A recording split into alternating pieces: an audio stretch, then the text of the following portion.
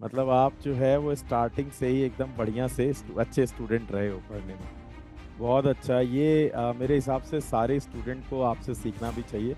सबका अपने पढ़ने का लेवल अलग होता है, और आपका जैसे अंडरस्टैंडिंग लेवल बहुत अच्छा रहा तो आपके लिए इतना ज़्यादा जो है मतलब पेपर्स को जान के आपके लिए एक हेल्प मिल गई। बहुत बढ़िया, बहुत बढ़िया। मतलब ऐसा नहीं है कि तुमने ऊपर ऊपर से पढ़ लिया, वीडियोस चल रही हैं कुछ और कर रहे हो, ऐसा नहीं। अगर पढ़ रहे हो तो एकदम अच्छे से पढ़ो। आईईएस के अंदर मैं आईडीएससी को टारगेट कर रहा हूँ, मैं उसीलिए इलेक्ट्रिकल से दे रहा हूँ, क्योंकि आईडीएससी की जो वैकेंसीज होती हैं वो इलेक्ट्रिकल में आती हैं। So hello everyone, welcome to PW. आज हमारे साथ एक बहुत खास मेहमान है। ये है पुष्पेंद्र सिंह। पुष्पेंद्र सिंह पायल इस बार इंस्ट्रूमेंटेशन में ऑल इंडिया रैंक 67 2024 गेट में स्कोर किए। So Pushpendra, hearty congratulations to you. Thank you sir. Great. कैसा लग रहा है पुष्पेंद्र? अच्छा लग रहा है सर। बस अच्छा लग रहा है। हाँ सर, लाइक मैं अभी प्री फाइनल ईयर में हूँ तो ज़्यादा मैटर नहीं करता ये वाला स्कोर कार्ड तो। Great great. अभी आपने ये थोड़ा सा आपकी जर्नी को समझना चाहेंगे। आपने अभी बोला कि बी फाइनल ईयर के हो, तो पहले तो अपने कॉलेज प्री का फाइनल ईयर। नाम बता दो।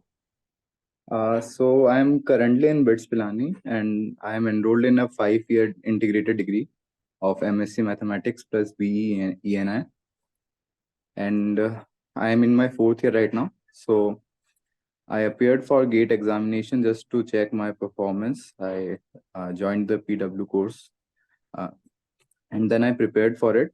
I watched all the lectures and I prepared from the DPPs, and I got 67 All India rank. कितने मार्क्स आपके बन रहे थे? आपने आईएन से दिया है। Yes, sir. ग्रेट। कितने मार्क्स बन रहे थे? 63.33. 63.33। Yes, sir. सो अभी आप चूंकि थर्ड ईयर, जस्ट आपने थर्ड ईयर पास किया है ना, अभी आप No, फाइनल ईयर sir. में हो इस साल? I'm in my fourth year right now. Fourth year, okay. 5 year integrated programme है। Great great. Yes. So expected marks आए हैं या फिर कुछ और ज्यादा एक्सपेक्टेशन थी मार्क्स की? सर सच तो ये है कि मैंने इस बार ज्यादा तैयारी करी नहीं थी, 1-1.5 महीने ही पढ़ा था, तो ठीक है, एक्सपेक्टेड ही है। सिर्फ 1.5 महीने की तैयारी? मतलब ये थोड़ा सा बड़ा वैसा है कि गेट आपने 1.5 महीने की तैयारी क्या पहले से कर रहे थे, या बीटेक के टाइम पे ही अपने सब्जेक्ट्स को अच्छे से कवर कर रहे थे? हाँ मतलब सब्जेक्ट को अच्छे से कवर कर लिया था, फिर 1 महीने में रिवीजन करके हो गया था। Great great. और किस बैच को आपने ज्वाइन किया था पीडब्ल्यू में? विजय batch I. Yes. Numerical solve करने के लिए? Yes sir. सो थ्योरी आपने अपना कॉलेज के समय पे ही कवर कर ली थी और बस ब्रशअप किया है? कॉलेज के समय पे, और फिर जो स्लाइड्स वगैरह होती हैं उससे भी, जो मतलब पीडब्ल्यू में जो लेक्चर्स होते हैं उनकी जो स्लाइड्स होती हैं उन्हीं को देख के। पीडीएफ? तो यस सर। आपको मतलब डी। नोट्स का पीडीएफ मिल गया था? Yes sir. Yes sir. Great great. Yes sir. तो ये पहले से डिसाइड था कि गेट देना, जैसा कि आप कह रहे हो कि बस आप अपनी प्रिपरेशन चेक कर रहे थे, तो पहले डिसाइड कर रखा था या ऑल ऑफ द सडन सोचा कि नहीं इस साल दे देता हूँ, चेक करता हूँ? ऑल ऑफ द सडन ही था कि बस दे देता हूँ। Great great. Yes sir. So आगे आपने क्या फ्यूचर प्लान रखा हुआ है, लाइक गेट को लेकर के? कि आपने 67 रैंक लाई है तो आप पीएसयू के बारे में सोच रहे थे, या फिर जो है सर गेट अभी एमटेक करना है? एक क्वेश्चन था मेरा ये वैसे भी कि अभी मेरी ग्रेजुएशन हुई नहीं है, लेकिन अभी जो रैंक आई है उसके बेसिस पे पीएसयूज में मैं नहीं शॉर्टलिस्ट तो बैठ हो सकता सकते? हूँ।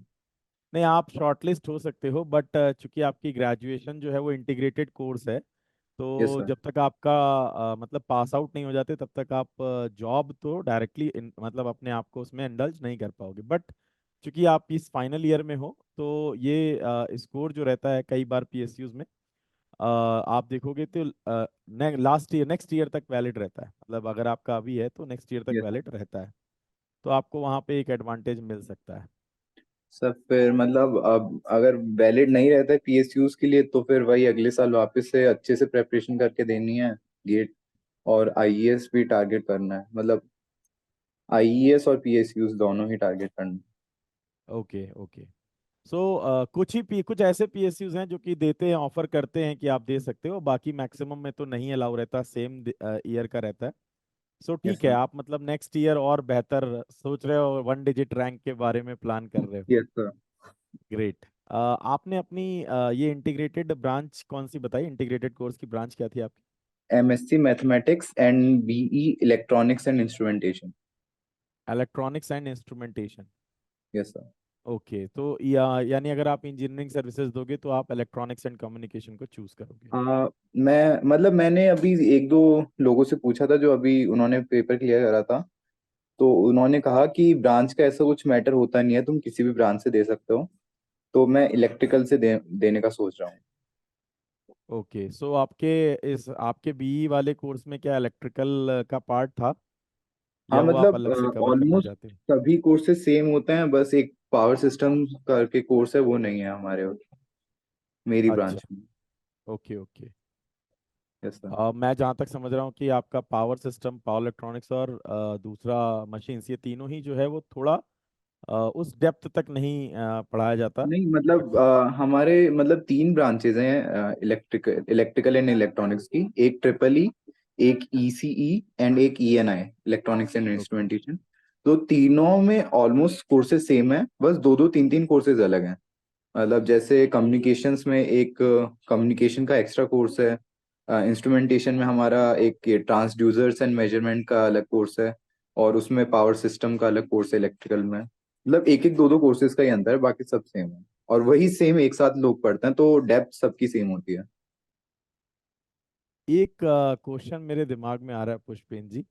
आपने कहा कि आप इलेक्ट्रॉनिक्स से हो और आप इलेक्ट्रिकल से देना चाहते हो, क्या यूपीएससी भी टारगेट करा हुआ है आगे के लिए? अभी तो नहीं, अभी तो यही है कि पहले कम से कम अभी जैसे मैं प्री फाइनल ईयर में हूँ, तो नेक्स्ट अभी मई के बाद में मेरी इंटर्नशिप शुरू हो जाएगी कॉलेज में। हमारा लास्ट ईयर पूरा इंटर्नशिप का होता है इंटीग्रेटेड में। हम्म। तो उसके साथ में प्रेपरेशन करने का सोचा था। और फिर मैंने देखा है, मतलब उसी में पेपर दूंगा और फिर एक साल का गैप आता है। मतलब जैसे ईएससी आईईएस का पेपर हुआ, फिर एक साल बाद ज्वाइनिंग मिलती है, एक साल का टाइम मिल जाता है। तो वो एक साल मैंने कॉर्पोरेट में प्लेसमेंट लेने का सोचा है। फिर आईएएस में 4-5 साल करके और फिर शायद अगर मन हुआ तो यूपीएससी या फिर राजस्थान की सर्विसेज को ट्राई करने का सोच। ओके ग्रेट, पूरा पाथ बिल्कुल क्लियर है कि हमको ये 4-5 साल नौकरी यहाँ पे करनी है, उसके बाद हमारा जो है पीएससी, स्टेट पीएससी या फिर जो है यूपीएससी की तैयारी करनी है। यस। बहुत अच्छा। पुष्पेंद्र, आपकी एज क्या है अभी? अभी 21 होने वाली है जून में। ग्रेट, मतलब आप नेक्स्ट ईयर ही एलिजिबल भी होगे ईएससी के लिए, और आप नेक्स्ट ईयर अपीयर भी हो रहे हो। Great great. मोस्टली आप जो है इसको क्रैक भी कर लोगे। Yes sir. थोड़ा मैं आपकी ना समझना चाहता हूँ कि आप कैसे स्टूडेंट रहे हो बचपन से। तो जैसे 10th आपने कैसे किया और कहाँ से हाँ किया, तो थोड़ा सा मैं बता मुझे देता हूँ। डिस्क्राइब करना। तो मैं 5th से लेके 10th तक एक ही स्कूल में था। 10th में मैंने रेजोनेंस ज्वाइन करा था। और मतलब मेरा प्राइमरी गोल था एनटीएससी क्लियर करना। और वो मैंने 10th में कर लिया था रेजोनेंस के थ्रू। फिर मैंने 11th 12th में डमी स्कूल किया था, स्कूल में नहीं जाता था। और वही रेजोनेंस था। तो 12th में मैंने केवीपीओआई करा था क्लियर। फिर जेई मेंस भी, मतलब ऑल इंडिया रैंक मेरी 1000 कुछ थी, 1024। और जेई एडवांस भी हो गया था, बिट सेट भी क्लियर था। और तो फिर 11 12th हो गया, फिर मैंने बिट्स ज्वाइन कर लिया। मतलब आप जो है वो स्टार्टिंग से ही एकदम बढ़िया से अच्छे स्टूडेंट रहे हो पढ़ने में। यस। बहुत बढ़िया। घर में कोई आपको ऐसा कोई मोटिवेशन देता था पढ़ाई को लेकर के, पेरेंट्स में? यस सर, मतलब हाँ पूरी फैमिली सपोर्टिव है। दीदी भी अभी एमबीबीएस कर रही है तो। ग्रेट। घर में पूरा एक डॉक्टर, एक इंजीनियर, पूरी व्यवस्था हो रखी है। पापा यस मम्मी सर। क्या करते हैं? पापा पुलिस में है सर। अरे वाह, मतलब पूरा फैमिली जो है। Great great. Yes sir. So अभी जो है आप पापा को बताए अपने कि मेरा गेट में हाँ। ऐसा ऐसा रैंक आया है? Yes sir. तो कैसा रिस्पांस मिला? मतलब बहुत अच्छा। बहुत मतलब अच्छा रिस्पांस मिला। मैंने वैसे तैयारी वही मैंने 1-1.5 महीने करी थी, तो एक्सपेक्टेड नहीं था। तो अच्छा था। Okay okay. तो ये भी आपने बताया होगा कि हाँ, अगर मैं थोड़ा सा और लग के दूंगा तो हो सकता है कि मैं सिंगल डिजिट में रैंक ला यस सकता हूँ। सर, मतलब अगले साल वही टारगेट है कि दोनों में सिंगल डिजिट लाने का। तो इस बार आपने सिर्फ आईएन से पेपर भरा था या ईसी और डबल ई आई से है। भी भरा था? सिर्फ आईएन से भरा था। ये था। ओके।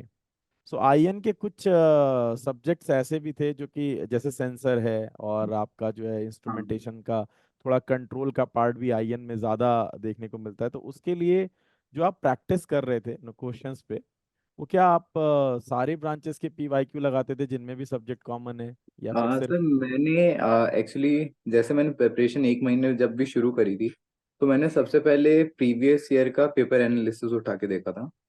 तो उसमें पेपर एनालिसिस में मैंने नोटिस करा कि 4-5 सब्जेक्ट थे जिनमें से 60-70% पेपर आ रहे।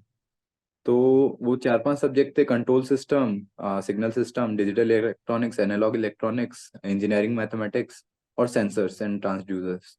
तो मैंने इन्हीं सबको अच्छे से ट्राई किया। मैंने मतलब ये कर लिया था कि इन 6 सब्जेक्ट को मैं बहुत अच्छे से पढ़ूंगा, बाकी सबको एक एक रीडिंग मार के जाऊंगा।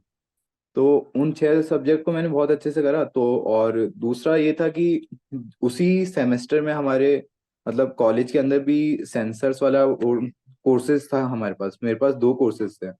तो वो सब मैंने वहां से पढ़ लिया था मतलब। और पीवाईक्यूज मैंने, हाँ, पीवाईक्यूज लगाए थे। तो उसी से हो गया था। बहुत अच्छा। ये मेरे हिसाब से सारे स्टूडेंट को आपसे सीखना भी चाहिए। तो पुष्पेंद्र ने जैसा कहा ना कि इन्होंने एक तो पहला काम ये किया कि जो कॉलेज में इनके सब्जेक्ट चल रहे थे उनको भी इन्होंने बहुत अच्छे से पकड़ के पढ़ रखा था, जिसका इनको बेनिफिट मिला। और दूसरा जो मैं समझ पा रहा हूँ पुष्पेंद्र, आपको सबसे ज़्यादा बेनिफिट ये मिला कि आपने पीवाईक्यू को डिकोड कर लिया कि भाई यस सर। किस टाइप का क्वेश्चन आता है और हमको मेनली कहाँ फोकस करना है। वैसे भी गेट में स्कोर मैटर करता है, ये मैटर नहीं करता कि आप किस सब्जेक्ट में ज्यादा क्वेश्चंस लगा के आए। तो ये एक यस सर। अच्छा आपका जो है स्ट्रैटेजी रहा है। सो ओवरऑल आपकी जो प्रिपरेशन जो हुई है उसमें आप गेट वाला की जो आपकी मदद दिखाई दे रही है वो आप कैसे डिस्क्राइब करोगे?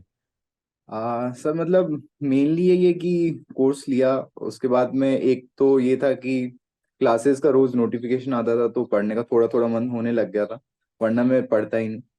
फिर डीपीपीज देखी, और जो लेक्चर की जो पीडीएफ थी वो भी काफी हेल्पफुल थी, क्योंकि 6 घंटे का लेक्चर मैं नहीं देख पाता था। तो वो जो लेकिन पीडीएफ देख के, जो मतलब जैसे डिजिटल इलेक्ट्रॉनिक्स के बहुत सारे कॉन्सेप्ट थे आते थे, लेकिन उनको ज्यादा अच्छे से और ज्यादा जल्दी कैसे करना है वो सब उससे स्लाइड से समझ में आ गया था। डीपीपीज हेल्पफुल थी। और इंजीनियरिंग मैथ्स की मैंने 2-3 लेक्चर्स भी देखे थे, जो एक टॉपिक मुझे थोड़ा कम समझ में आता था उसका। तो ओवरऑल बहुत हेल्पफुल था। सो ये है कि आप पहले से ही काफ़ी चीज़ें जो है आपकी बढ़िया से तैयार थी, आपको बस ये चाहिए था कि अभी गाइडेंस मिल जाए, या फिर यस सर। आपको जो है बेसिकली नोट्स और एक तरीके से आपको कोर्स कवरेज का पता चल जाए, तो it yes will sir. Be very helpful. तो जो आप पेपर देते थे जैसा आप बता रहे थे, उस पेपर में क्या पूरा कंबाइन पेपर देते थे, जैसे टू हाँ थाउजेंड मतलब का पेपर पूरा दिया सारे हाँ सब्जेक्ट का? भाई। मतलब जैसे जैसे 100 मार्क्स का पेपर होता है, तो उसके अंदर मॉक टेस्ट थे। कोई बुक थी मुझे, अरिहंत या फिर पता नहीं किसकी थी, तो उसमें मॉक टेस्ट थे। इतनी मोटी बुक थी, सब में सारे नोट्स भी थे, उसमें क्वेश्चंस भी थे और पेपर्स भी थे। तो मैं पेपर्स करता था, क्योंकि पेपर से ही ज्यादा अच्छे से समझ में आता मुझे। सबका अपने पढ़ने का लेवल अलग होता है, और आपका जैसे अंडरस्टैंडिंग लेवल बहुत अच्छा रहा तो आपके लिए इतना ज़्यादा जो है मतलब पेपर्स को जान के आपके लिए एक हेल्प मिल गई। बहुत बढ़िया, बहुत बढ़िया। Yes sir. थोड़ा आपने जो जैसे आप जैसे मैंने आपको बताया कि हर स्टूडेंट का लेवल अलग होता है, इस पेपर को देने के बाद आप जो अपने जूनियर्स हैं उनके उनको कुछ गाइड करना चाहोगे कि यार ये पेपर चलो मैं अलग तरीके से निकाल लिया, बट आपको जो है क्या फोकस करना है, और क्या ये पेपर बहुत आसान पेपर है? सर मतलब पेपर मुझे बहुत आसान लगा, और पेपर देने के बाद मुझे लग नहीं रहा था कि मतलब मेरी इतनी अच्छी रैंक आ जाएगी। क्योंकि मुझे लगा था कि थोड़ा कॉम्पिटिटिव होगा। एक तो इंस्ट्रूमेंटेशन में बच्चे भी कम है, तो इतना कंपटीशन है नहीं। तो एक तो ये है कि जो पढ़ो अच्छे से पढ़ो और पेपर को समझो। मतलब अगर पेपर को समझ लिया, तो मैं तो वही मानता हूँ, कोई भी पेपर है, अगर तुम उसके पैटर्न को समझ जाओगे, इतनी बार उस पेपर को सॉल्व कर लो कि तुम्हारे दिमाग में आ जाए कि इस टाइप के क्वेश्चंस आएंगे। मतलब पेपर जो बना रहे हैं तुम उसको समझ लो कि वो हर बार एक ही टाइप से क्वेश्चन पूछेगा, एक ही टाइप से ऑप्शन सेट होंगे। वो मतलब तुम अगर वो चीज समझ जाते हो तो बहुत आसान है। दूसरा कि तुम सारे कॉन्सेप्ट जब भी पढ़ो तो बहुत अच्छे से पढ़ो। मतलब ऐसा नहीं है कि तुमने ऊपर ऊपर से पढ़ लिया, वीडियोस चल रही हैं कुछ और कर रहे हो, ऐसा नहीं। अगर पढ़ रहे हो तो एकदम अच्छे से पढ़ो और फिर उसको अटेम्प्ट करोगे तो सब हो गया। बहुत बढ़िया, बहुत बढ़िया। सो सभी का लेवल अलग है, जैसा पुष्पेन ने बता दिया है आपको कि भाई जब आप कॉन्सेप्ट पढ़ रहे होंगे तो थोड़ा सा आपको ज़्यादा फोकस कॉन्सेप्ट पे करना होगा। सिर्फ ऐसा नहीं है कि आप ऊपर ऊपर पढ़ो, तो क्योंकि अगर आप ऊपर ऊपर पढ़ोगे तो फिर वो क्वेश्चन में क्या पूछा जा रहा है वो थीम आपको समझ नहीं आएगी। सो बहुत अच्छा, बहुत अच्छा, बहुत अच्छा। अभी आगे आपकी जर्नी बिल्कुल एकदम आपने एकदम क्रिस्टल क्लियर करके रखी है कि आपको आईएएस देना है, फिर उसके बाद स्टेट पीएससी देना है।